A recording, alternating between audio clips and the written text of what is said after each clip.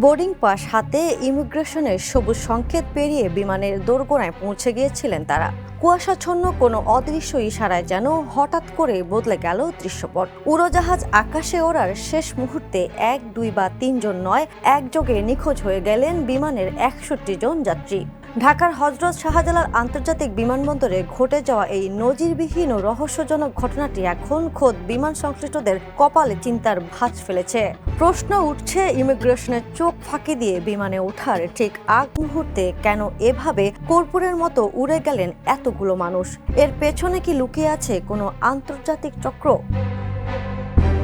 বিমান বাংলাদেশ এয়ারলাইন্স সূত্রে জানা গেছে, গত শনিবার রাতে মালয়েশিয়াগামী বিমান বাংলাদেশের একটি ফ্লাইটে টিকিট ছিল 288 জনের। কিন্তু বিমান যখন আকাশে ওড়ে দেখা যায় 76 জন যাত্রী নেই।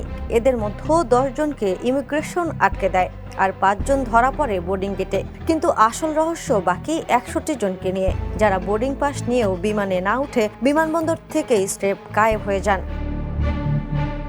বিমানবন্দরের নিয়ম অনুযায়ী বিমান সংস্থার কাউন্টার আর ইমিগ্রেশন পার হয়ে বোর্ডিং গেটে যেতে হয়। অভিযোগ উঠেছে, জাল ই-ভিসা থাকা সত্ত্বেও বিমান কাউন্টার তাদের বোর্ডিং পাস দেয় এবং ইমিগ্রেশনও ছেড়ে দেয়, কিন্তু শেষ রক্ষা হয়নি। বোর্ডিং গেটে গিয়ে 5 জনের ভিসা জাল ধরা পড়াতেই বিমানবন্দরে তোলপাড় শুরু হয়। আর তার টের পেয়ে বাকি 61 জন ধরা পড়ার ভয়ে বোর্ডিং পাস ফেলে কৌশলে বিমানবন্দর থেকে চম্পট দেয়।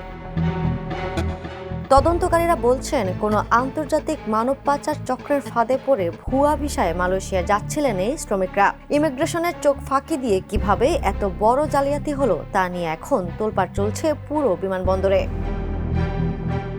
Desk report, the news.